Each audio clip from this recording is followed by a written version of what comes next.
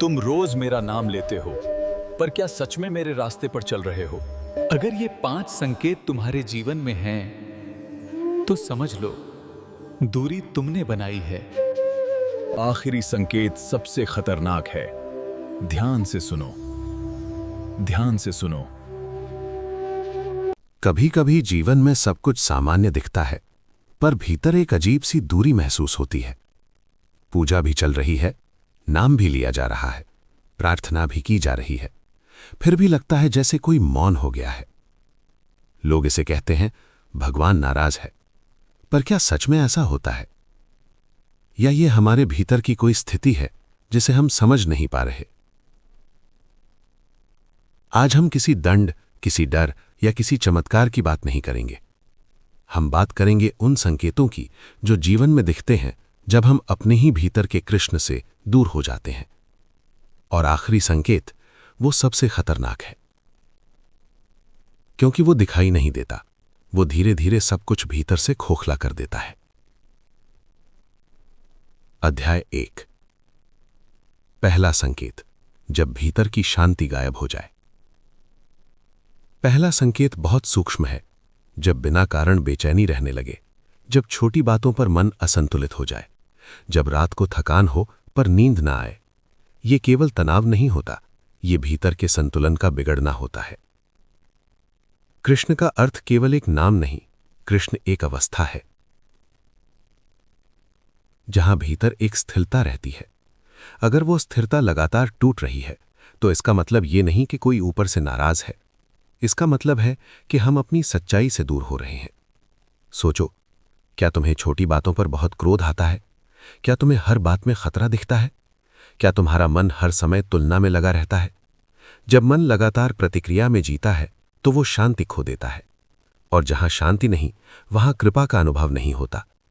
कृष्ण की उपस्थिति शोर में नहीं, संतुलन में महसूस होती है। अगर भीतर शांति नहीं है, तो यह पहला संकेत है, तुम्हें रुकना होगा। अध्याय 2। जब अहंकार प्रार्थना से बड़ा हो जाए। कुछ लोग रोज पूजा करते हैं, पर हर पूजा के बाद वे और कठोर हो जाते हैं। क्यों? क्योंकि पूजा नम्रता नहीं, अहंकार बढ़ाने का साधन बन गई। मैं इतना धार्मिक हूं, मैं नियम से चलता हूं, मैं दूसरों से बेहतर हूं। ये विचार धीरे धीरे मन में घर कर लेते हैं, और फिर व्यक्ति समझ नहीं पाता कि भीतर करुणा क्यों नहीं बची। कृष्ण को ज्ञान से अधिक सरलता प्रिय थी। जब प्रार्थना तुम्हें दूसरों से ऊपर खड़ा कर दे, तो समझो तुम्हारा मार्ग भटक गया है। क्या तुम दूसरों की गलती जल्दी पकड़ लेते हो? क्या तुम्हें लगता है कि तुम ही सही हो? अगर हां, तो यह दूसरा संकेत है। जब अहंकार बढ़ता है, तो कृपा दूर हो जाती है, क्योंकि कृपा वहां उतरती है जहां जगह हो, अहंकार जगह नहीं देता। अध्याय 3। जब संबंध टूटने लगे। यह संकेत बहुत स्पष्ट होता है। जब घर में संवाद कम हो जाए, जब परिवार में दूरी बढ़ने लगे, जब दोस्ती में भरोसा कम हो जाए, और तुम सोचो सब गलत है, पर क्या कभी तुमने सोचा कि कहीं तुम्हारे भीतर कठोरता तो नहीं बढ़ी? कृष्ण का सार संबंध था, पर बंधन नहीं। अगर तुम्हारे आसपास लोग खुलकर बात नहीं कर पा रहे, तो ये केवल उनका डर नहीं, ये तुम्हारी ऊर्जा का भी असर है। क्या तुम सुनते हो, या केवल जवाब देने के लिए इंतजार करते हो? जब व्यक्ति सुनना बंद कर देता है, तो संबंध सूखने लगते हैं। ये तीसरा संकेत है। जहां संबंध टूटते हैं, वहां आत्मचिंतन आवश्यक है। अध्याय 4। जब जीवन केवल परिणाम बन जाए। कभी तुमने महसूस किया है कि तुम्हारी सारी प्रार्थनाएं सिर्फ मांग बन गई हैं? नौकरी मिले, पैसा बढ़े, सम्मान मिले, दूसरे हार जाएं। अगर जीवन केवल परिणामों का खेल बन जाए, तो मन कभी संतुष्ट नहीं होता। कृष्ण ने कर्म की गरिमा सिखाई थी, पर परिणाम पर आसक्ति नहीं। आज का मन परिणाम का भूखा है। अगर तुम्हें लगता है कि हर चीज तुम्हारी इच्छा अनुसार होनी चाहिए, और जब नहीं होती तो तुम टूट जाते हो, तो यह संकेत है तुम संतुलन से हट गए हो। जीवन नियंत्रण का विषय नहीं है, यह सहभागिता का विषय है। अध्याय 5। सबसे खतरनाक। यह संकेत सबसे खतरनाक है। जब तुम्हें अपने दोष दिखना बंद हो जाएं, जब तुम हर असफलता का कारण दूसरों में ढूंढो, जब तुम सोचो मैं ठीक हूं, दुनिया गलत है, यहीं से गिरावट शुरू होती है।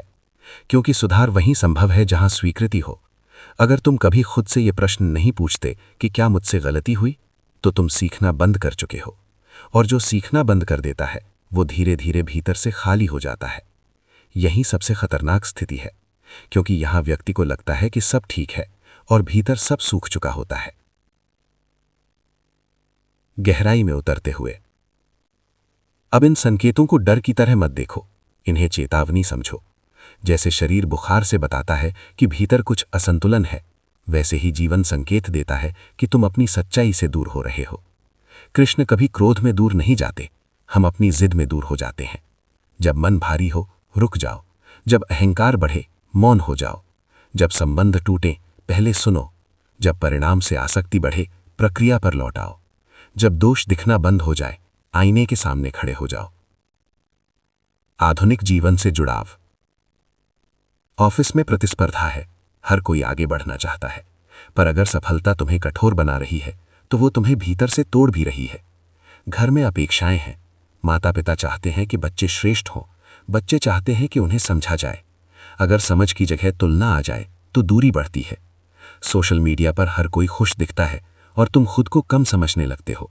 ये तुलना भी शांति छीन लेती है।